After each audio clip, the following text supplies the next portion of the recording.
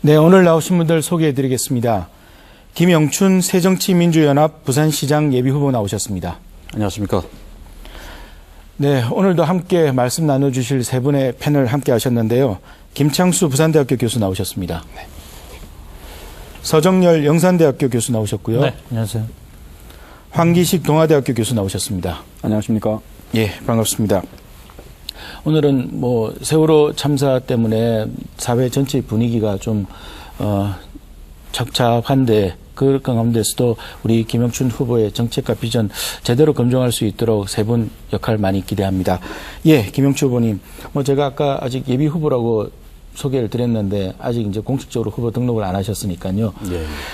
우선 경선에서 통과하신 거 축하드리고요. 부산 시민들께 새정치민주연합의 부산시장 후보로 나오신 거에 대해서 인사 말씀 부탁드립니다. 각오도 좋고요. 그리고 선거 구호라든지 이런 것들 함께 말씀해 주시면 고맙겠습니다. 예. 한참 당내 경선 과정에 세월호 사고가 터졌습니다. 그래서 선거운동도 중단되고 약 보름 만에 저희 당에서는 일체의 어떤 대중행사나 연설이 없이 당원 전화투표로만 약식으로 후보를 선출했습니다. 4월 30일 날 후보 선출이 되었습니다만은 지금 시점에서 선거운동에 나서야 된다는 게 유가족 여러분께도 참 죄송스럽고 송구한 마음입니다. 그래서 더욱 비장한 각오로 이번 선거를 통해서 다시는 이런 일이 재발되지 않도록 우리 부산을 바꾸어내고 또 대한민국을 변화시키는 그런 선거가 되도록 해야 되겠다. 그런 각오로 선거를 치르고 있습니다. 그래서 저는 선거의 기본 목표도 그전부터 말씀을 해오던 거긴 합니다만 더욱더 이제는 콘크리트 난개발에서 사람 중심 도시로 부산을 바꾸자. 이것을 기본 모토로 해서 이번 선거를 치르려고 생각을 하고 있습니다. 예, 감사합니다. 예. 이번 세월호 침몰 사고가 워낙 큰 사고라서 이번 지방선거에도 굉장히 많은 영향을 미칠 것 같은데 김 교수님 어떻게 보시는지요? 네, 세월호 사고는 단순한 해난 사고를 넘어서 우리 사회 또 우리 국가, 우리 사회 기제 자체가 얼마나 부실한 기초 위에 자리하고 있는가를 보여준 것 같습니다. 그래서 온 국민들이 사실은 충격 속에서 어떻게 보면 가족의 의미, 또 우리 사회의 의미를 다 재성찰하는 과정에 있는데요. 아무래도 우리 사회에 대한 성찰이 있으니까 집권 세력이 사회를 주도한다고 보면 그만큼 책임이 훨씬 크다고 볼 수 있고 그런 의미에서 새누리당이 좀 불리할 것이라는 관측도 있습니다. 그러나 또 선거라는 선택이 집단적인 선택이 단순한 것만은 아니라서 사실상 아직까지는 그것이 선거 결과에 어떻게 반영될 것인가 그건 좀 더 두고 봐야 할 문제가 아닌가 그런 생각을 합니다. 예, 서 교수님, 사실 이 지방선거에 대한 정치계 전체에 대해서 갈수록 시민들의 관심이 줄어들고 있는 상황인데 네. 특히나 이런 사고가 벌어져서 참 정치에 대한 이 외면이 심하지 않을까라는 생각도 듭니다만 사실 정치는 그래도 굉장히 중요한 것인데 네. 어떻게 보시는지요? 세월호 사태에 대한 아픔이 사회적으로 여전하죠. 그래서 소위 선거에 대한 관심들이 오히려 반감되지 않을까 하는 우려도 있습니다. 반면에 오히려 이런 사회적 안전에 대한 필요성들이 우리 부산을 위해서 어떻게 안전한 부산을 만들 것이냐에 대한 정치적 관심으로 좀 회복되길 바라고요. 네. 그런 정치적 회복에 대한 관심이 오히려 육사 지방선거에 대한 많은 참여 이런 것들을 통해서 실현될 수 있도록 우리 유권자들께서 좀 더 관찰해 주실 것을 부탁드리겠습니다. 예, 서 교수님, 사실 이런 위기 상황일수록 더 중요한 것이 자치단체장이나 아니면 나라 전체로 리더들의 역할이 참 중요한데 그런 측면에서 이번 지방선거는 더더욱이나 중요한 것 같은데 이런 위기 상황에서 더더욱 필요한 리더십 어떤 것이라고 보시는지요? 예, 맞습니다. 사실 위기 상황입니다. 위기 상황을 극복하는 데는 중앙정부 역할이 물론 중요합니다만 해당 지방자치단체의 그 역할과 정책 그리고 또 발빠른 대응, 그 평상시의 대응, 준비 이런 거 상당히 중요해졌습니다. 그래서 이번 지방선거에서도 유권자들이 그 부산시장을 선택할 때 어떤 기준도 달라질 거라는 생각이 들고요. 후보자들 자신도 지금 정책이나 우선순위를 내세울 때 상당히 좀 달라지지 않을까. 일종의 상당히 그 충격이 있지 않을까 생각을 합니다. 그 예를 들어서 지금 시장 후보들의 구호도 강한 부산, 젊은 부산에서 대부분 다 지금 안전한 부산, 세큐리티 부산으로 지금 바뀌고 있기 때문에 오늘 우리 김영준 후보님한테도 이런 면에서 또 어떤 정책을 준비하셨는지를 또 여쭙고 싶습니다. 네. 정작 조금 전에 김영춘 후보께서도 인사 말씀에서 말씀을 해주셨습니다만은 후보로 나선 분들이 사실은 참 곤혹스러우실 것 같아요. 예. 이런 위기 상황 속에서 그래도 자기를 뽑아달라고 선거전을 해야 되는 이런 상황이어서 어떤 어려움이 있으며 그다음에 정치권에서는 이 세월호 참사가 지방선거에 어떻게 영향을 미칠 것이라고 이렇게 분석들을 하시는지요? 예, 지금도 제가 후보로 선출되었습니다만 바깥에 나가서 공개적인 선거운동을 하지를 못합니다. 우선 시민들 보시기나 국민들 보시기에도 선거운동이라는 게 제가 가진 점을 홍보를 하고 어떤 면에서는 자랑도 하고 이래야 되는데 네. 일종의 국상 같은 그런 지금 우리 국가적인 분위기에서 그렇게 자기 홍보를 하고 또 다른 쪽을 좀 비판을 하고 하는 그런 노력들이 참 조심스럽고 그래서 자제를 많이 하고 있는 그런 상황이죠.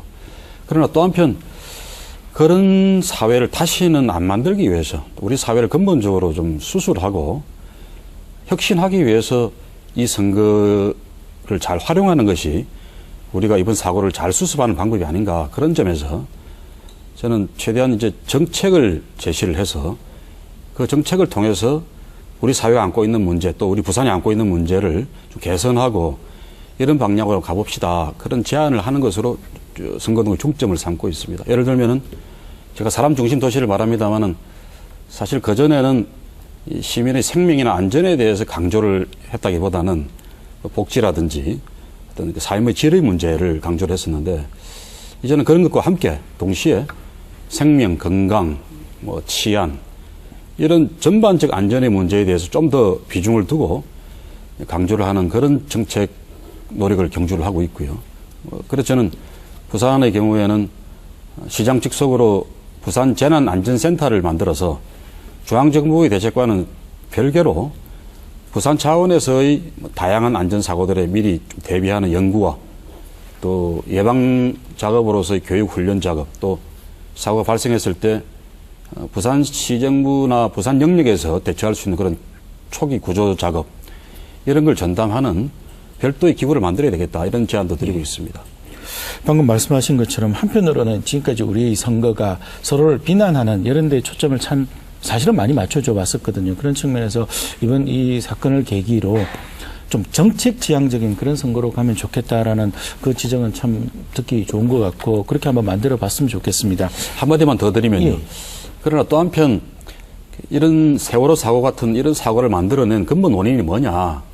우리 모두의 책임도 있긴 합니다만은 우선 그 관련된 공무원들의 무사안일주의 또 어떤 면에서는 이권이나 이해관계가 개입된 구조적인 부정부패의 문제 이런 문제들을 우리 많이 목격을 했습니다. 그래서 부산에는 그런 문제가 없는 것인가. 지금까지 부산이 20년 동안 계속 경제가 쪼그라들어왔고 서민들이 삶은 어려워져 왔는데 이런 문제들을 이렇게 조장해오고 촉진시켜온 요인이 바로 그런 기득권 세력, 특권 세력들의 전행이거나 그들만이 부산을 추구해왔기 때문 아닌가. 저는 그런 점을 분명히 지적을 하고 그런 특권 세력과의 싸움을 이번 시장선거에서 앞장 세우는 그런 선거를 해야 되겠다고 마음을 먹었습니다. 예. 그런 측면에서 이제 정책적인 질문들을 좀 시작해 보도록 하겠습니다. 사실 모든 후보들께 우리가 시사포커스에 초청하는 모든 후보들께 드리는 공통적인 정책, 부산 시민들이 가장 관심을 많이 갖고 있는 정책들입니다. 첫 번째가 뭐니 해도 가덕도 신공항 문제입니다. 대부분의 그 후보들이 부산의 신공항, 특히나 가덕도에 와야 된다라고 얘기를 하는데 어떻게라는 거에 대해서는 사실 명확한 답들을 내놓고 있지 않은데요. 그래서 시민들이 의구심이 참 많습니다. 김 후보께서는 이 가덕도 신공항 문제 어떻게 생각하시며 만약에 온다라면 어떻게 추진하겠다라고 계획을 갖고 계시는지요? 예. 저는 부산 신공항 문제가 부산이 세계적인 국제도시로 발돋움하는데 아주 중요한 초석과 같은 그런 작업이라고 생각을 하고요. 그래서 지금처럼 그러나 중앙정부의 논리로 보면은 영종도 인천공항 하나면 되지 우리나라의 제2허브공항이 왜 필요한가 이런 게 중앙정부의 시각입니다. 그래서 그런 시각을 깨뜨리고 부산 신공항을 만들어내기 위해서는 우리 국가 전체를 균형 발전시켜야 된다고 하는 참여정부 시절부터의 내려왔던 그런 관점을 지금 정부에서는 또 이 앞에 정부, 이명박 정부에서부터는 실종되고 없는 그런 지방 균형 발전의 원리를 우리 부산 스스로가 좀 적극적으로 주장하고 부산만이 아니라 지방 동맹을 이루어내서 큰 틀에서 이 대한민국 전체가 골고루 발전해야 된다고 하는 그런 초석으로서 부산 신공항을 주장을 해야 된다고 생각합니다. 그러려 그러면은 지금처럼 지금 정부나 어떤 수도권 중심주의에 빠져 있는 그런 사고방식을 가진 사람들의 연장에서 부산시장이 뽑혀지는 게 아니라 균형 발전을 주장하고 지방의 자주적 발전을 철학으로 삼는 그런 야당 시장이 탄생한다면 그것이 바로 부산 신공항을 실현시켜내는 가장 중요한 징검다리가 만들어지는 게 아닌가 생각을 하죠. 우리가 이명박 정부 5년 부산 신공항이 무산되는 과정을 잘 지켜봤습니다. 또 박근혜 정부 때 들어와서도 MB 정부 때와 똑같은 전철을 지금 밟으면서 저는 부산 신공항이 실종되어가는 상황으로 여기고 있습니다. 만약 이번 시장 선거에서 사상 최초로 야당 시장이 탄생한다 그러면 저는 박근혜 정부나 이 새누리당이 화들짝 놀라서라도 그 다음 총선 대선에서 지지 않기 위해서라도 부산에 신공항을 만들어줄 수밖에 없다. 그렇게 확신을 합니다. 예. 서 교수님, 그렇긴 하지만 또 다른 한편에서는 이 신공항 문제를 둘러싸고 오랫동안 대구하고 이 지역 갈등, 뭐 대구나 경북이나 지역 갈등의 문제가 있었기 때문에 이런 것도 어떻게 풀어내느냐라는 이 정치력도 상당히 중요할 것 같은데 어떻게 보시는지요? 결국은 김영춘 후보께서도 고민해야 될 게 가덕도 신공항을 유치하는 것 자체가 다른 지역과의 어떤 형평성 문제에서 어떻게 이니셔티브를 가져올 거냐라는 문제가 있고요. 그리고 지금 다른 예를 들면 저 여권의 서후보 같은 경우에는 가덕도 신공항과 더불어서 이제 낙동강 시대를 열어가겠다라는 것들을 지금 공약으로 표방하고 있기 때문에 단순하게 가덕도 공항 유치가 정치적인 논란에서 좀 벗어나려면 그런 강서 지역의 어떤 개발 관련된 공약도 연계시킬 필요가 있다는 측면에서 그와 관련된 김 후보의 얘기를 좀 더 듣고 싶습니다. 예. 결국 저는 지금 대구 문제가 가덕 신공항 문제에서 계속 걸림돌로 작용하는데요. 애초에 부산시장의 전략이 잘못됐던 거죠. 부산 경남의 힘만으로 추진하기 힘들 테니 대구를 끌어들였던 게 결정적인 패착이었습니다. 지금이라도 저는 대구 문제는 조금 고려의 대상에서 배제해도 좋지 않겠나. 왜 그렇게 생각하는가 하면 자꾸 대구와 뭐 협의를 해서 진행하려고 그러면 안 될 수밖에 없습니다. 대구 입장에서도 가급적이면 대구가 더 가까운 쪽에다 공항을 지으려고 할 수밖에 없고요.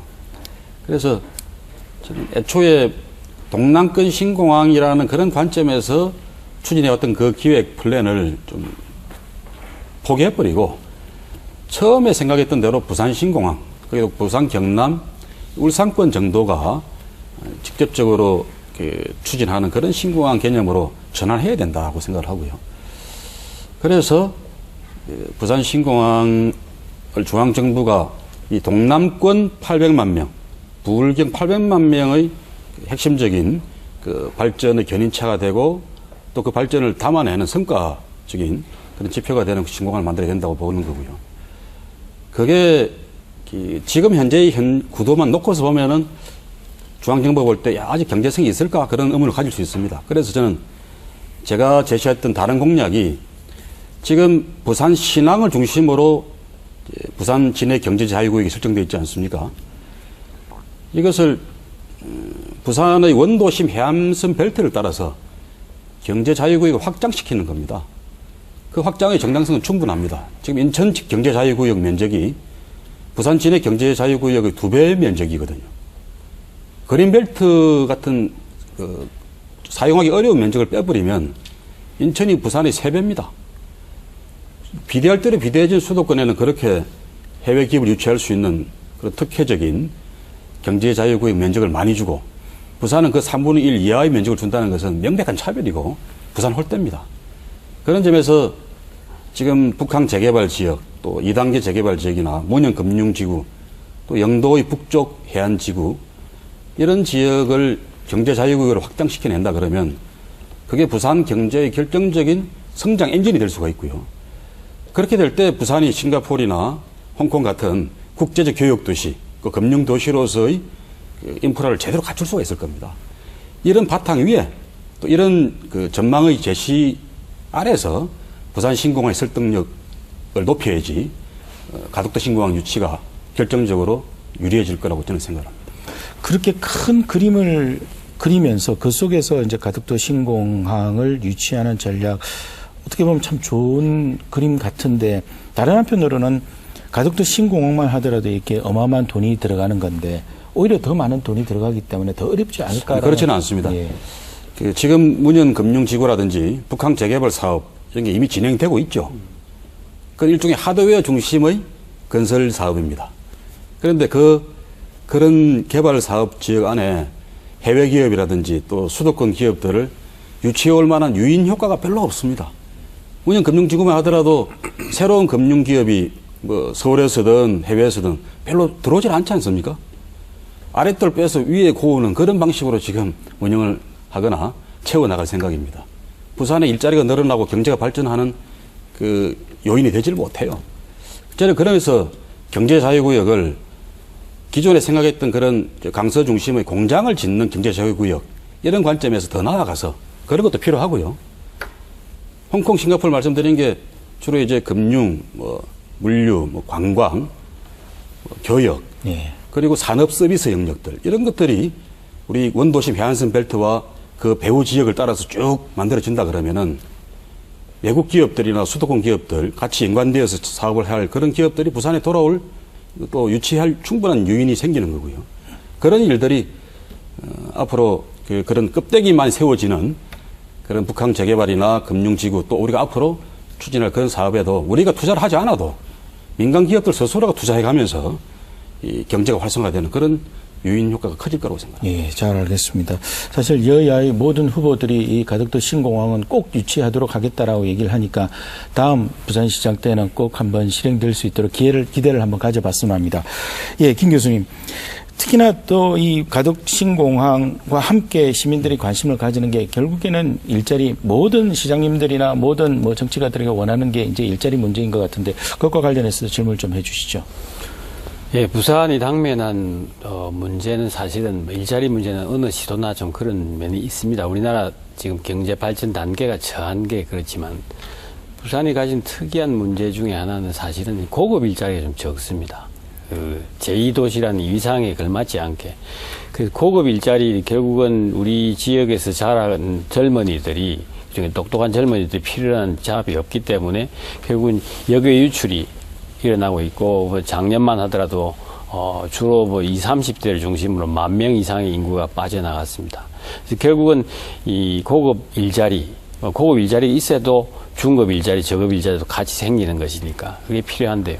문제는 아까 이 여러 가지 그 큰 그림 보여주신 건 저는 아주 잘 들었습니다. 왜냐하면 부산이 필요한 중요한 것 중에 하나는 제조업 중심의 사고에서 벗어날 필요가 있다는 거죠.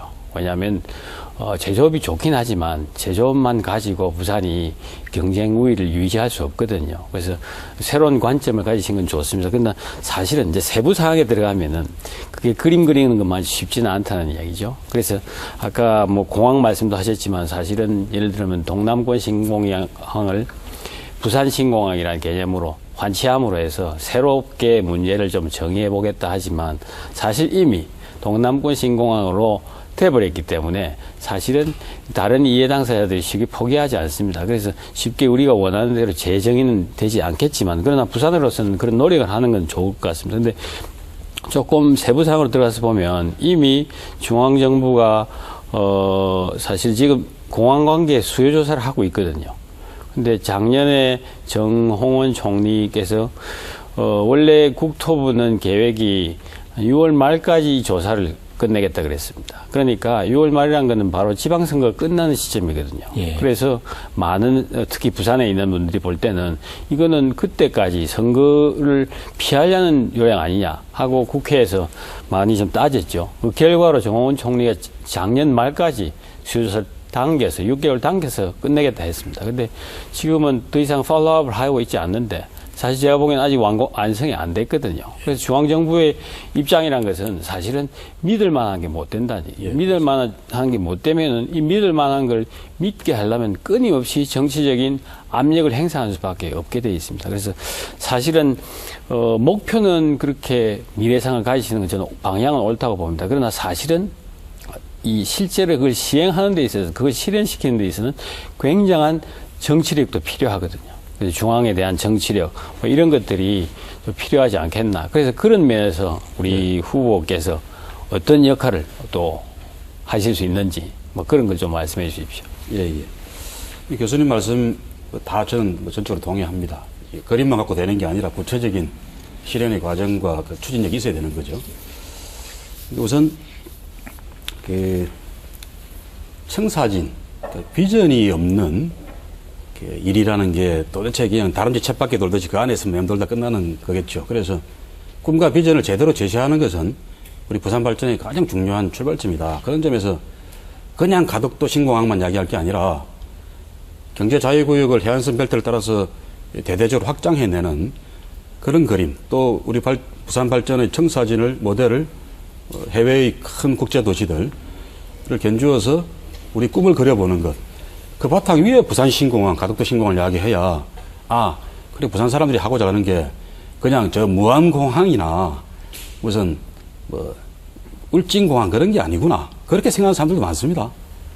그게 아니라 뭐 홍콩의 공항, 싱가포르 공항 이런 걸 만들자 그러는구나. 이렇게 실감 있게 와닿을 게 아닌가 하는 생각이고요. 문제는 이제 그걸 실현해 나갈 방법인데, 교수님 말씀대로 중앙정부를 설득하는 힘도 우리가 약한데, 더욱이 이제 국회에서 다양한 이해관계를 다 조정해내고 어느 한쪽 지역만 편들기 힘든 그런 국회의 그 벽을 돌파해내는 것도 어려운 작업입니다. 그래서 우선 첫 고리는 저는 대통령이라고 생각합니다. 야당 시장이라도 우선 달라진 정치적 지형을 가지고 대통령에게 협조 요청을 하고 담판을 지어야죠. 마치 과거에 경기도 손학규 지사가 야당 지사이면서 파주에 LG 필립스 반도체와 그 LED 공장 같은 걸 유치하면서 안 풀려지는 것을 대통령께 부탁을 하고 담판을 지었습니다. 그때 노무현 대통령이 그것도 요걸 결국엔 들어줬고요. 그런 방식의 정치적 담판, 그리고 우리 부산 시민들의 광범위한 지지와 어떤 여론을 바탕으로 해서 중앙정계를 또 대통령을 압박하는 그런 노력을 해야 되는데, 지금까지 우리 부산은 계속 예스만 해왔습니다. 노라고 해본 적이 별로 없죠.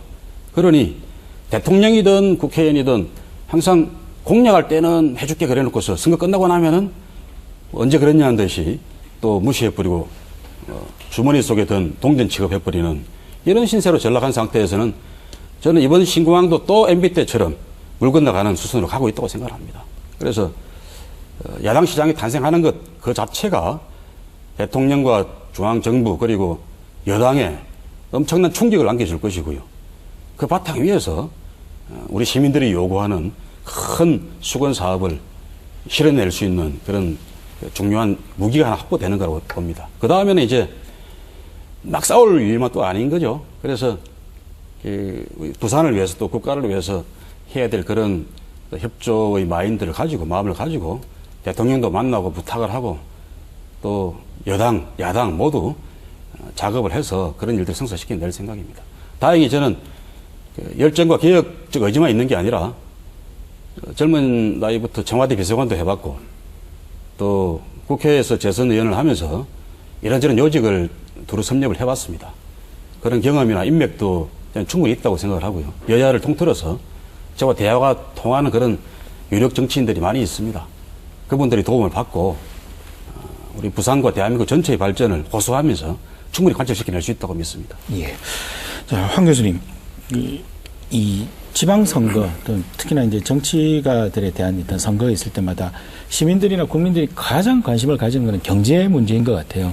근데 그 경제 문제 중에서도 특히나 이제 최근 들어서 우리나라가 빈부 격차가 너무 심해진 이런 것들이 다른 OECD 국가들에 비해서 뭐 뭐 몇 배가 될 정도의 이 위기다 이렇게 얘기를 하는데 특히나 이제 이런 경제 문제 서민들의 경제 문제가 심각한 것 같은데 그 문제에 대해서도 좀 짚어주시죠. 어떤 대책을 갖고 계실지.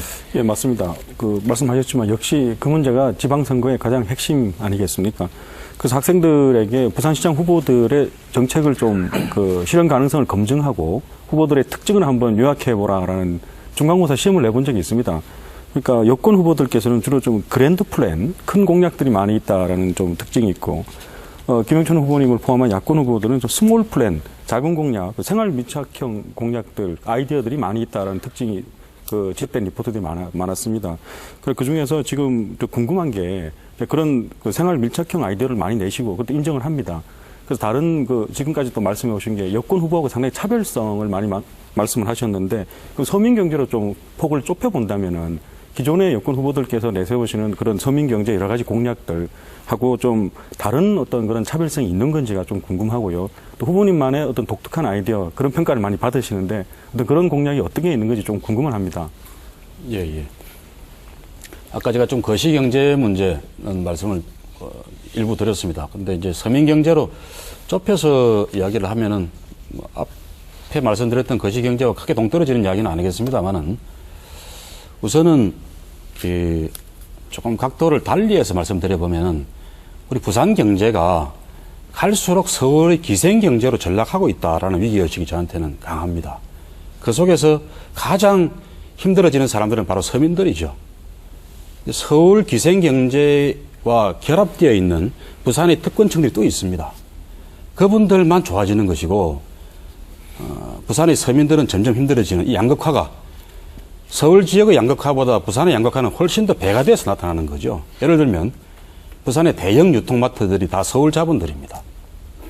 그게 하나 대형마트가 들어오면은 그 주변 반경 수킬로 이내에 자영업자들, 재래 시장 상인들이 초토화되고 다 실직하는 그런 상황으로 내몰립니다.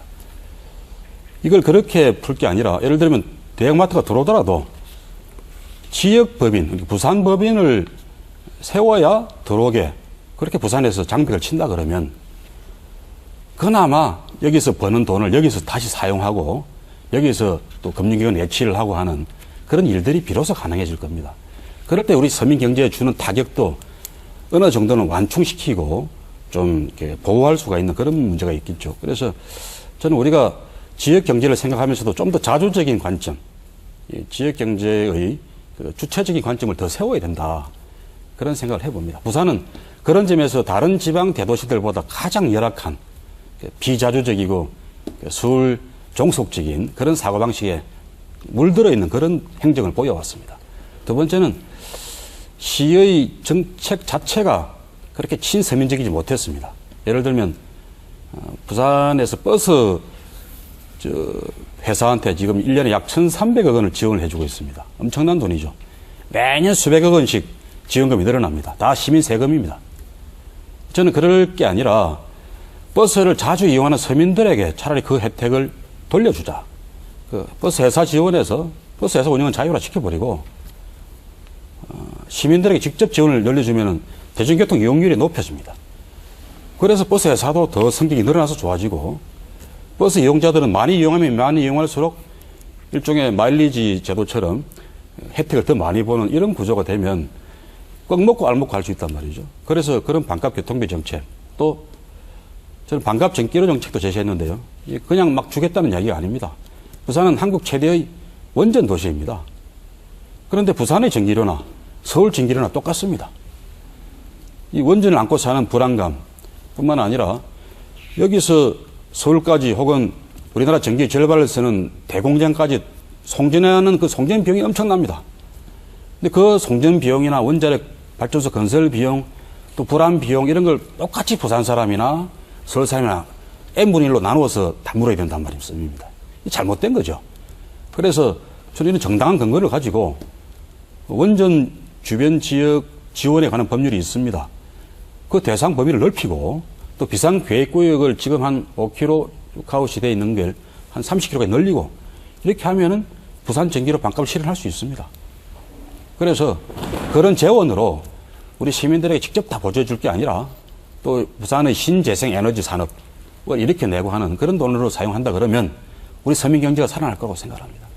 예, 황 교수님. 상당히 구체적이신데 방금 저도 그 반값 전기 요금제, 반값 그 교통비 이 상당히 좀 눈에 들어오고 이권자들께서도 관심을 가지겠다 생각을 했습니다. 그래서 좀 설명을 들으니까 조금 이해가 되는데, 근데 말씀하신 거 이런 보면은 저 고리 원전 관련해서 말씀하셨는데 지금 그 반값 전기 요금제의 그 핵심은 우리가 이 부산에 이런 위험한 시설이 안전하지 못한 시설이 있기 때문에 거기에 대한 그 일종의 보상으로 수도권보다도 낮은 전기 요금을 적용하자는 말씀이신데, 또 그 한편으로는 또 고리 원전기는 또 즉각 폐쇄하라고 주장하셨거든요. 예, 예. 이거하고 어떻게 좀 매치가 될 수 있는가요, 이게? 예.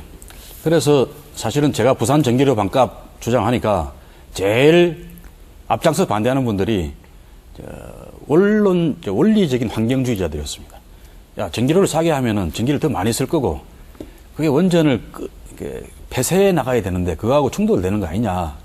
이런 차원에서 반대를 많이 하시죠, 그분들이.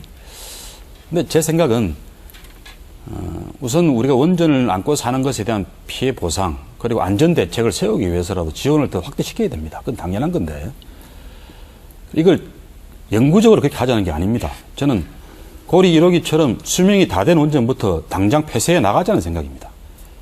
그러나 그 모든 원전을 즉시 다 폐쇄할 수는 없는 거죠.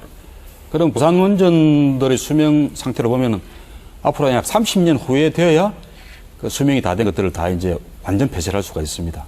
30년 장기 계획을 가지고 점진적 원전 폐쇄로 가자는 겁니다.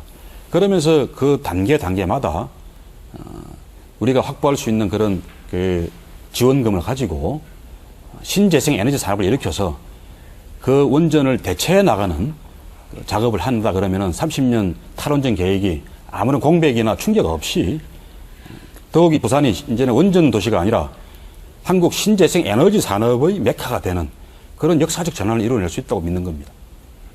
조금 전에 말씀해 주신 그 반값 교통비라든지 반값 전기료, 사실 이런 것들이 실현되면은 이 서민들의 경제에 실질적으로 도움을 줄 수 있는 아주 참 좋은 정책일 것 같은데, 문제는 항상 그렇습니다만 이게 실현 가능성의 여부인 것 같습니다. 예, 저는 제가 좀 전에 설명드린 대로 버스료 문제나 전기료 문제를 반값으로 하겠다는 걸 구체적인 재원 대책까지 다 말씀을 드렸습니다. 문제는 우리 부산 시민들의 의지입니다. 350만 시민들이 똘똘 뭉쳐서 한 목소리로 이걸 주장을 하고 정치권에 요구를 하고 정부에 강력한 압력을 형성한다 그러면은 반드시 관철시켜낼 수 있습니다. 같은 반값이라도 교통비하고 지금 전기요금 문제 사실 성격이 굉장히 다른 것 같습니다. 제가 느끼기에. 우선은 지역에 존재하는 특히 원전 중심의 발전 용량하고 전기요금을 연동화하자는 이야기 같으면 아까 뭐 환경단체에 계신 분들 이야기했지만 저는 그 논리는 별로 옳지 않다고 봅니다. 왜냐하면 사실 지금 그 후보께서 말씀하시는 거는 결국은 부산의 지역에 존재하는 발전 용량이 크기 때문에 그만큼 이제 가격을 낮추고 발전 용량을 지역에 작게 갖고 있으면은 요금을 높이라는 뜻 아닙니까? 예, 예. 결국은 그것이 가져오는 것은 전체적으로 보면 우리나라의 전기 요금이 줄어드는 건 아니고 일부 지역은 올라가고 일부 지역은 떨어진다는 이야기고. 그렇습니다. 그다음 그래 되면은 결국은 전기 요금이 싸면 그 가정용뿐이 아니고 산업용도 마찬가지라고 보면 결국은 산업 시설의 재배치가 일어날 유인을 주는 것이고 그런 면에서 보면 사실은 부산 입장에서 볼 때는 환경 문제 또 여러 가지 지역 균형 발전 문제를 근거로 사실 주장할 만한 정치적인 논리를 갖고 있다고 생각합니다. 예. 다만 이제 교통비 문제는 사실은 말씀하신 결국은 지금 보조금을 1,300원이나 버스 업계에 주고 있는데 그걸 아예 교통요금이 필요한 사람에게 직접 보조금 바우처 같이 주고 사실은 그 말은 또 숨어 있는 말은 교통요금을 현실화한다는 걸 전제로 하는 것 같아요. 겁니다. 그렇지 않으면 뭐 결국은 돈이 어디선가 나와야 되니까. 그런 면에서 두 가지 문제는 다른 문제인데 사실은 뭐 기본적으로는 교통비 문제도 산뜻한 접근이라 생각합니다. 왜냐하면 그냥 이 버스 업계 줬을 때 그 관리 통제 문제가 사실은 그것도 심각한 것도 사실이거든요. 그것도 특히 이 발전 가격 또 전기 요금 가격은 단순히 이게 우리가 전기요금을 국가로부터 어떻게 받냐는 문제를 떠나서 그 이상의 어떤 이 경제적인, 정치적인 효과를 가져올 가능성이 있는 그런 정책이라 생각을 합니다. 그래서 그 전기 문제는 어차피 한 번은 꼭 거치고 넘어가야 될 우리나라 국가 전체 전기 정책의 대전환이 일어나야 됩니다. 한국의 전기 사용량의 절반을 산업용 전기가 차지하고 있고요. 그 산업용 전기 중에서도 또 절반을 한 50개의 대공장이 사용하고 있습니다. 근데 굉장히 싸게 사용하고 있는 거죠. 그래서 우선 저는 우리 부산 전기료 반값운동의 반값의 재원을 저는 가정용 전기 수도권에도 더 물려야 되긴 하는데 그건 나중 문제를 제껴놓고 우리나라 전기 4분의 1을 사용하는 50개 대공장에 이런 전기 이용 부담금을 물린다 그러면 우선 재원이 확보될 수 있다고 봅니다. 부산을 제외하면 다른 원전 지역들은 인구가 많지 않습니다. 뭐 영광원전, 울진원전, 월성원전이 주변에 대도시가 없거든요. 작은 인구들인데 부산은 고리원전 주변에 부산, 울산, 양산을 포함해서 340만 명이 살고 있습니다. 30km 반경 이내에. 이런 지역은 그야말로 특단의 대책을 세워야 되는 것이고요. 이 문제를 전국적으로 문제 제기를 하고 부산 시민들도 수돗물에 부과되는 물 이용 부담금을 톤당 160원씩 냅니다. 이러듯이 멀리서 이 전기를 끌어가서 쓰는 그런 전기 수요자들, 수도권이나 또 멀리 있는 대공장들이 원전 이용 부담금을 물어라 이겁니다. 그러면 충분히 부산 전기료 반값의 재원이 만들어질 수 있다는 주장을 하는 것이고요.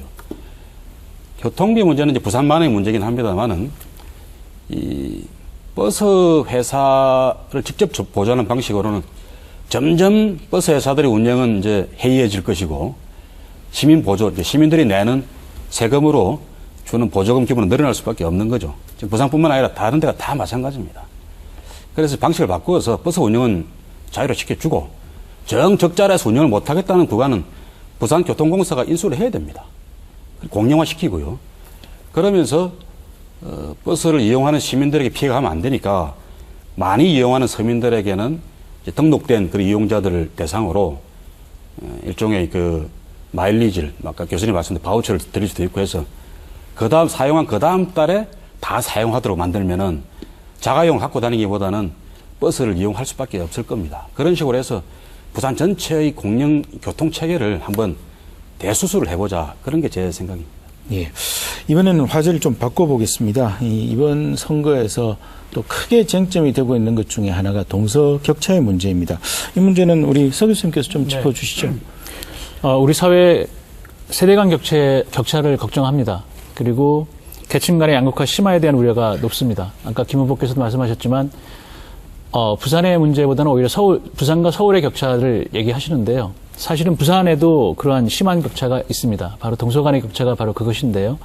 예를 들면 교육 만족도는 동서 간의 격차가 2배, 문화 만족도에 대한 격차는 한 5배 정도 차이 납니다. 우리 서민과 직접 연관되는 집값만 하더라도 동서 간의 격차가 평균 3천만 원, 크게는 뭐 1억 정도까지도 차이가 납니다. 이런 동서 간의 격차 문제를 어떻게 여하이 풀 것인가에 대한 우리 시민들의 입장에서 한번 공약을 짚어주시죠. 예. 사실 서울의 강남북 격차보다 훨씬 큰 격차가 부산에 존재합니다. 동서 격차가. 해운대 사는 분들이 저쪽 서부산 사는 분한테 미안하다고 스스로 말씀할 정도로 큰 격차입니다. 그런데 제가 참 이해가 안 되는 게 저는 이제 고향에 돌아온 지 3년밖에 안 됐습니다만은 아무리 물어봐도 부산시에든 부산발전연구원 같은 그런 그 연구기관에든 서부상권 전체를 놓고서 이 도시 계획을 짜본 그런 마스터 플랜이 없어요. 이게 참 이해가 안 되는 지점입니다. 저는 그 지점에서 이제 출발해서 서부상권이라 그러면은 낙동강 양안이죠. 그 기존의 사하, 사상, 북구 지역 그리고 강 건너편에 강서구 지역 이 지역 전체가 면적 기준으로는 부산의 약 절반 가까이 됩니다. 이 서부상권 전체를 하나의 그 신도시를 만든다 이런 개념으로 다시 그랜드 디자인을 해야 된다고 생각합니다. 그래서 기존에 있던 뭐 공장 지역 뭐 이런 것까지 재배치를 할 수 있으면 재배치를 하고 거기에 또 한 가운데에는 김해 공항이 있죠. 이 김해 공항을 가덕도로 옮긴다는 전제하에 이 강 양안의 서부상권 전체를 세부산을 만든다. 그런 차원의 그랜드 디자인을 해서 공장 지역 또 뭐 교육지구, 뭐 주거지구, 공원지구, 뭐 문화지구 이런 것들을 아주 잘 짜보는 그런 새 계획을 짜야 된다고 생각합니다. 그러면서 부산시가 해줄 수 있는 이런 좀 선도적인 역할을 할 수 있는 그런 학교를 서부상권에 거점에 배치를 한다든지 지어준다든지 또 뭐 문화시설을 군데 그 계획에 입각해서 잘 배치를 해서 세워준다든지 해서 지역 전체가 하나의 신도시 개념으로 자족 도시로서 기능할 수 있도록 만들어줘야 된다고 생각합니다. 그렇다면은 김 후보께서는 지금 이제 지금 현재 부산시가 추진하고 있는, 그리고 지난주 뉴스 기사를 보면은 이제 강서 에코 델타 시티, 이게 이제 경제성이 있는 것으로 이제 국토부에서는 조사 결과가 나왔고 해서 이게 추진될 거다라고 얘기를 하는데, 이 에코 델타 시티에 대해서는 어떻게 생각을 하고 계시는지요? 그래서 뭐 저는 에코 델타 시티 하나만 놓고서 이야기하면은 그럴듯해 보이는 그림이기도 하지만, 또 한편에서 과연 그만큼 지금 주장한 것만큼 경제성이 있을까, 그런 의문도 있습니다. 당장 지금 그 아래에 있는 명지 신도시가 그렇게 무슨 분양률이 높아서 막 성공하고 그런 게 아니거든요. 그런데 또 그 위에 대저지구는 또 주공에서 지금 LH공사죠. LH공사에서 택지 개발 사업을 시작했다가, 택지가 아니라 이제 일종의 작은 신도시 계획을 세웠다가 포기를 해버렸습니다. 그런 상황에서 그 가운데에 있는 에코 델타 시티가 과연 당장 그렇게 경제성을 확보할 수 있을지 의문스럽습니다. 더 중요한 것은 에코 델타 시티 고 한 지역, 또 뭐 명지 한 지역, 또 대저 한 지역, 또 녹산 지역, 또 미염 지역, 이런 식으로 산발적이고 파편적으로 자꾸 개발할 게 아니라 강서와 또 강동 지역 전체를 하나의 도시로 보는 그런 종합적이고 균형 잡힌 계획을 세워야지, 지금 말씀하시는 서부상권의 박탈감, 교육, 문화, 뭐 이런 종합적인 그런 박탈감 해소하고 만족할 수 있는 자족도시가 될 수 있다는 그런 말씀을 드리고 싶습니다. 그런 거점이 오히려 없었기 때문에 문제다라는 생각, 그러니까 그런 거점이 없었기 때문에 격차가 더 심화됐다라는 우려도 있습니다. 말씀하셨지만 인천 경제자유구역에 비해서 우리 부산 진해는 3분의 1밖에 안 된다. 결국은 면적인 확대, 공간적인 확대가 우리 부산의 동서격차를 해결할 수는 없다고 보고요. 오히려 그런 원동력, 성장 동력으로서의 거점이 튼튼해야만 지역적인 공간계획이라든가 마스터 플랜이 필요할 것이라는 것은 공감은 하지만 그런 거점이 필요할 거라고 생각을 합니다.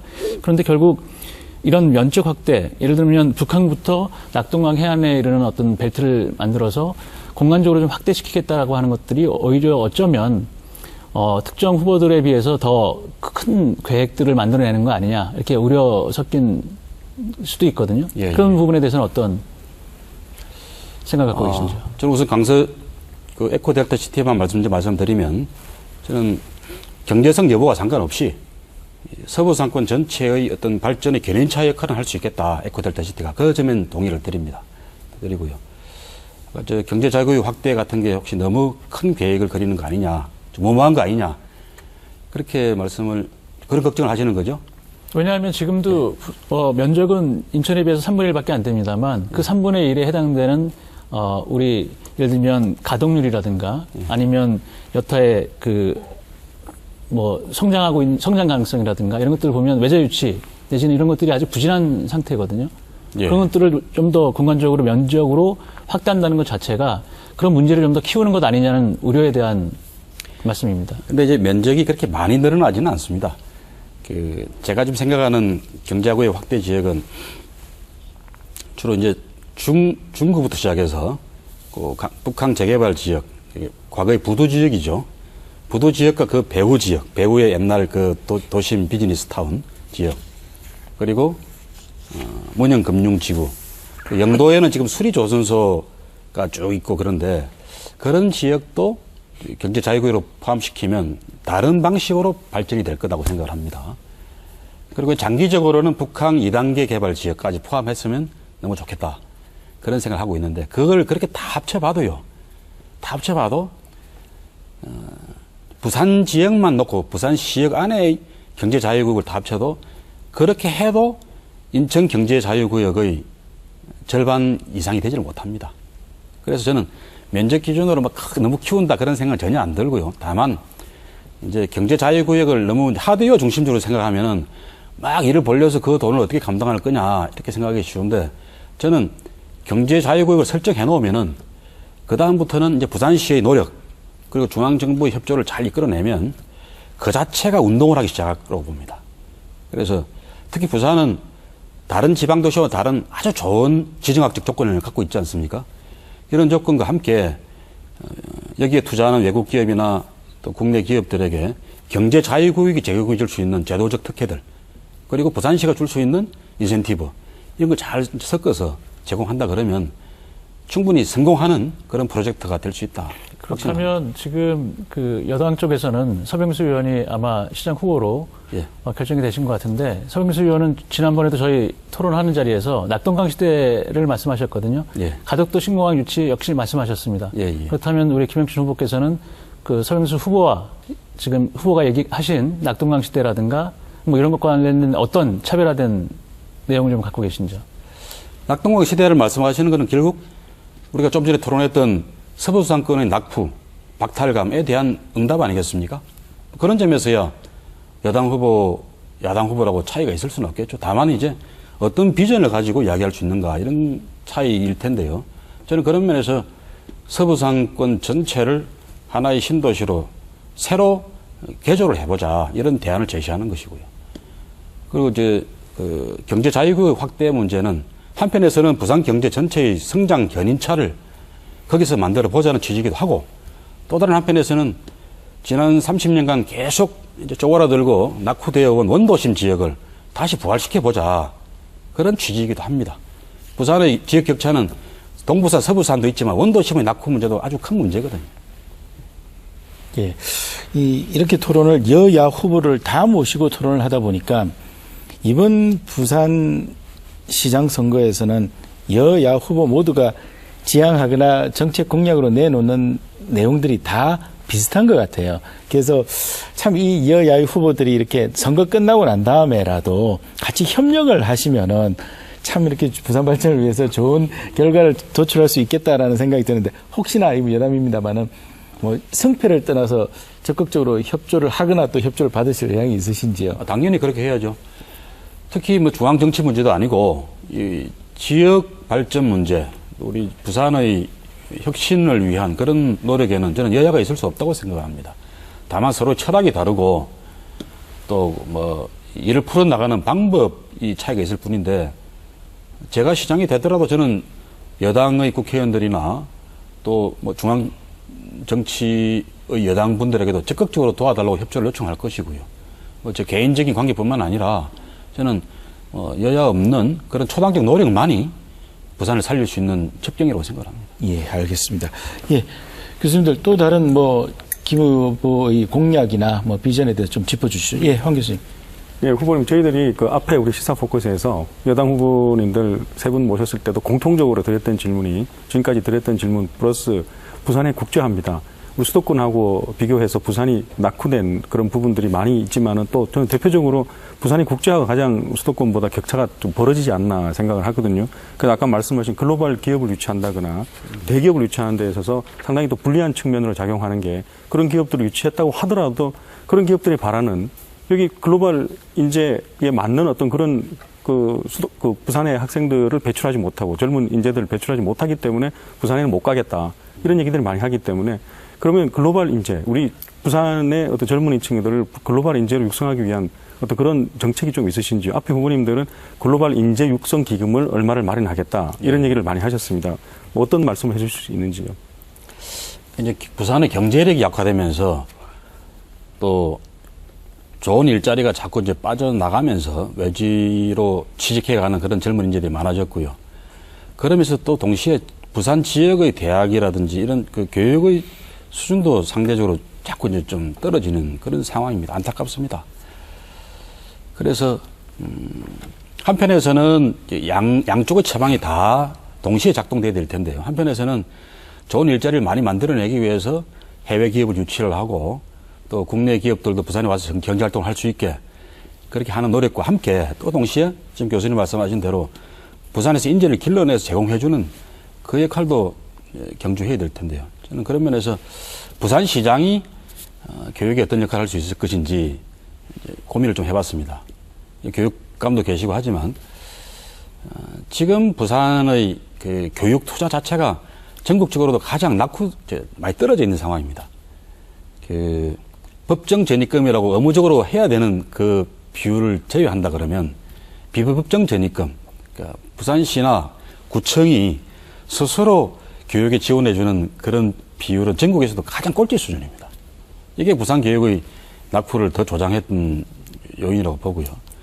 제가 시장이 되면 우선 그 초중 고등학교, 초중등 교육 수준에서는 경기도 같은 데서 시도해보고 있는 혁신학교 같은 모델을 적극적으로 좀 도입을 했으면 좋겠습니다.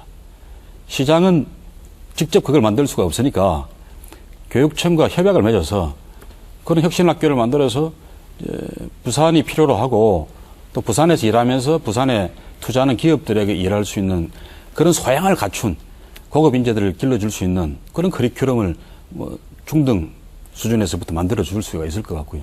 그런데 부산시는 이제 지원을 해주는 거죠. 협약을 맺어서. 일종의 그 커리큘럼에 대한 협약을 하면 될 것 같고요. 대학에 대해서는 일본의 아키타 국제대학이라는 사례를 제가 얼마 전에 본 적이 있었는데 아주 동북지방의 벽지에 있는 그 지방인데 그 국제대학을 만들어서 거의 동경대학이나 뭐 교토대학 같은 그런 수준의 우수한 학생들이 들어오고 거기서 국제적인 인재들이 길러내지는 그런 걸 봤습니다. 그래서 부산시 재정으로 그런 대학을 만들겠다고 하면 너무 과욕이고요. 부산 지역 대학들 중에 그런 일을 해보겠다고 하는 대학이 있으면 협약을 맺어서 부산시가 어떤 국제인재센터 같은 걸 지원해 주는 겁니다. 그 대학 내에 국제인재 뭐 대학이라는 이런 거 만들어주면 지원해 주는 그런 식으로 이 부산의 그 인재 육성의 물꼬를 터주고 지원해주고 조장해주는 그런 역할을 시장했으면 좋겠다고 생각하고 있습니다. 지금 뭐 말씀하신 이런 좋은 정책들 이런 것들이 결국에는 뭐 실행되기 위해서는 선거에서 이겨야 되지 않겠습니까? 결국 선거는 뭐 이겨야 되는 것이고. 근데 사실 이 새정치민주연합 같은 경우는 또 과제가 하나 더 남아 있습니다. 사실은 이제 일반적으로 범야권이라고 얘기를 하는데 무소속으로 출마를 하신 이 오그돈 후보와의 그 야권 연대 뭐 이런 것들에 대한 과제가 하나 더 남아 있다고들 많이 지적들을 하시는데 그 문제에 대해서는 어떻게 풀어나갈 계획이신지요? 저는 야권 후보 단일화면 고려를 해볼 수 있는데 그분이 자꾸 자기는 야권 후보가 아니라고 말씀하시니까 그 단일화를 할 이유가 없지 않냐 그런 생각을 해보고 있습니다. 조금 양보하더라도 저는 개혁 후보 단일화는 해야 된다고 생각을 합니다. 근데 부산의 현상 유지를 타파하기 위한 개혁 연합은 해야 되겠다 그런 생각을 합니다만은 과연 그 무소속 후보께서 그런 개혁성을 갖고 있는 후보인지 그 점도 현재로서는 저는 굉장히 의문스러운 그런 지점이 있습니다. 만약에 부산시장을 지금 새누리당에서 또 다른 분이 되든 무소속 후보가 되든 여전히 부산의 이 현상을 만들어내온 그런 기득권층 주류의 일원이 시장이 된다 그러면은 뭐가 달라지는 게 있죠? 여전히 부산은 이 모양 이 꼴로 계속 그들만이 부산을 만들어가는 행정이 될 것이고 부산의 변화나 활력 있는 발전은 불가능하다고 생각을 합니다. 그런 점에서 저는 과연 그분들이 개혁적인 또 부산 개혁을 위한 의지와 구체적인 보관을 갖고 있는 분들인지 그것부터 좀 따져봐야 될 문제라고 생각을 하고요. 근데 저는 우선 그걸 따지기 이전에 제가 그 부산 혁신의 적임자입니다라는 그 철학, 비전, 정책을 시민들에게 제대로 알리는 작업이 우선 급선무이고 그래서 단일화 문제에 대해서는 뭐 생각하거나 신경 쓸 겨를이 없다. 그렇게 말씀을 드리고 있습니다. 예. 정책에 대해서 이제 이런저런 얘기를 하다 보니까 시간들이 조금 많이 지나가지고요. 간략하게만 제가 한 가지만 더 여쭤보면은 오그돈 후보 같은 경우는 이제 새누리당 연대의 이 단일화 이런 것들에 대해서는 관심이 많이 있으신 것 같은데 지금 아주 단호하게 이렇게 얘기를 하셨는데 그렇게 될 경우에 3자 구도가 형성되면은 선거에서 이기기 좀 힘들지 않겠습니까? 어떻게 보시는지요? 선거라고 하는 것은 결국 시민들이 투표하시는 거죠. 부산 시민들이 과거의 관성으로 그대로 또 투표할 거다. 이렇게 바라보면은 지금 사회자님 말씀대로 3자 구도가 되면은 뭐 새누리당 좋은 일 시켜준다. 이렇게 되는 건데 저는 우리 부산 시민들이 이제는 부산이 변해야 된다. 이 현상 유지를 해서는 도저히 이제 못 산다.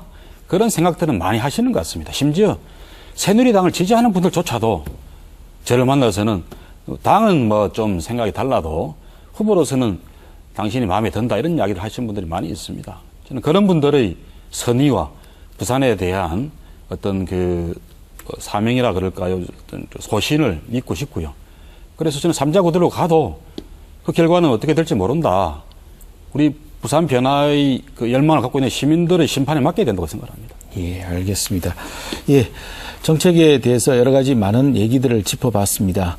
이제 오늘 토론을 마무리하려고 하는데요. 세분 교수님 간단하게 정리를 좀 해주시면서 아까 뭐 끝에 조금 더 얘기하고 싶었던 뭐 야권 단일화 문제라든지 이것과 결부시켜서 말씀을 해주셔도 좋고요. 또 리더십이라든지 정책에 관해서 뭐 조언을 해주실 말씀도 한 말씀씩 해주시면 좋겠습니다. 약간 뭐 1분 정도로. 예, 황 교수님 먼저 시작해 주시죠. 예, 오늘 더 이상 이제 예비 후보가 아니라 실제 당내 경선을 통과해서 실제 후보가 되신 후보님을 모시고 한번 얘기를 들어봤는데 좀 더 시청자들께서는 좀 무게감 있고 그런 의미에서 현실감이 좀 더 있지 않나 이런 생각을 해봅니다.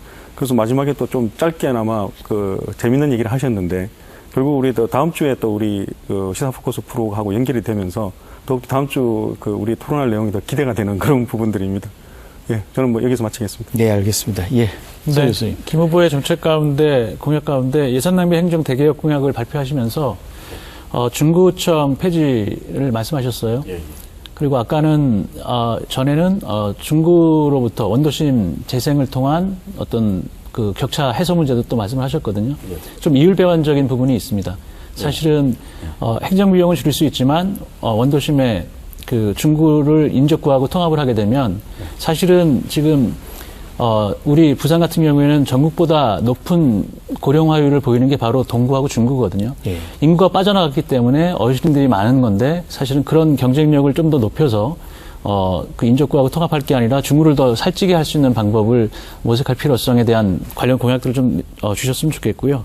그런 측면에서 젊은 개혁 시장을 표방하셨습니다. 그런 젊은 생각들이 우리 부산 발전을 위해서 좀 더 투입될 수 있는 좋은 기회가 됐으면 바랍니다. 그 이상입니다. 문제에 대해서는 약 한 30초 정도라도 잠깐 짧게 답변 주시죠. 부산은 행정 낭비가 참 많습니다. 예산을 낭비하는 행정 조직이나 불필요한 그런 관행들이 참 많이 있습니다. 그럼 중구만 하더라도 48,000명, 전국에서 최소 단위의 구거든요. 그 구에 수백 명의 공무원이 1,300억 원 예산을 쓰고 있습니다. 그래서 조직을 관리하고 유지하는 비용을 오히려 그 국민들에게 쓰게 만들어주자는 게 제가 주장하는 행정개혁의 기본적인 요체입니다. 그건 오히려 강제할 수는 전혀 없는 사항이니까 저는 그 길만 제시할 뿐인데 결국은 중구 구민들과 의회가 결정하면 부산시나 또 중앙정부에서도 그런 식의 결정에는 지원을 해주게 되어 있습니다. 네. 그래서 오히려 주민들의 좋은 선택이 될 것이다 확신을 합니다. 네, 알겠습니다. 예, 김 교수님. 네, 직접 뵙고 보니까 정책에 대한 이해도도 굉장히 높으신 것 같고 또 접근 방법도 아무래도 좀 새로운 면이 있으신 것 같아서 즐거운 기회였습니다. 근데 얼마 전에 그 후보 선호도 조사한 거 보면 이제 사실은 무소속 후보하고도 굉장히 큰 격차가 났거든요. 근데 지금까지 선호도 조사라는 건 대체로 인지도 조사에 가름한다고 보면 아무래도 내려오신 지 3년밖에 안 되고 중앙 정치는 상당히 오래됐음에도 불구하고 전반적인 인지도는 아직 높지 않은 것 같아요. 그래서 이번 선거가 결과가 어떻게 나올지 모르겠지만 결과에 상관없이 앞으로도 부산의 중요한 미래 정치 자산으로서 건승하길 바라겠습니다. 예, 감사합니다. 예, 마지막으로 김영춘 후보님 짧게 시민들에게 한 말씀 부탁드립니다. 예, 부산은 지난 25년 동안 우리 새누리당 일당이 독점적으로 지배하는 풍토 속에서 정치, 경제, 행정 이 유착 구조가 아주 심해졌습니다. 거의 특권 카르텔이라고 말해도 과언이 아닌 정도입니다. 그 결과가 좋았으면은 또 두말할 나위가 없는데 결과는 점점 몰락하는 도시, 젊은 사람들이 떠나는 도시, 경제적 활기를 잃어가는 도시가 되어버렸습니다. 저는 이런 특권 카르텔과의 싸움, 무능 부패 세력과의 전쟁을 해야 된다. 그래야 부산이 다시 살아날 수 있다고 확신을 합니다. 저 김영춘이 그 부산 혁신의 기수가 되어서 반드시 부산을 바꾸어내고 서울만 쳐다보는 그런 기생도시가 아니라 세계적인 국제도시, 국제자유도시, 싱가포르나 홍콩 같은 그런 멋진 도시를 만들어내고 또 가장 사람다운 향기가 넘쳐나는 그런 아름다운 도시로 만들어내겠습니다. 네, 감사합니다. 세월호 참사는 한 사회에서 기본이 얼마나 중요한가를 너무나 적나라하게 잘 보여준 사건이었습니다. 온 국민이 무력함에 빠져 있습니다마는 그럼에도 불구하고 그 기본을 다시 세우는 작업은 역시 정치로부터 시작해야 됩니다. 그 정치로부터 시작할 때 가장 중요한 사람들은 정치인들이고요. 그 정치인들을 잘 뽑기 위해서는 잘 알아야 됩니다. 그런 측면에서 오늘 토론이 여러 시민들께서 후보를 선택하는데 많은 도움이 되셨기를 바람하지 않습니다. 오늘 함께 말씀해 주신 세 분 그리고 김영춘 후보님 감사드리고요. 끝까지 선전하시기 빕니다. 예, 지금까지 함께해 주신 시청자 여러분 감사합니다. 안녕히 계십시오.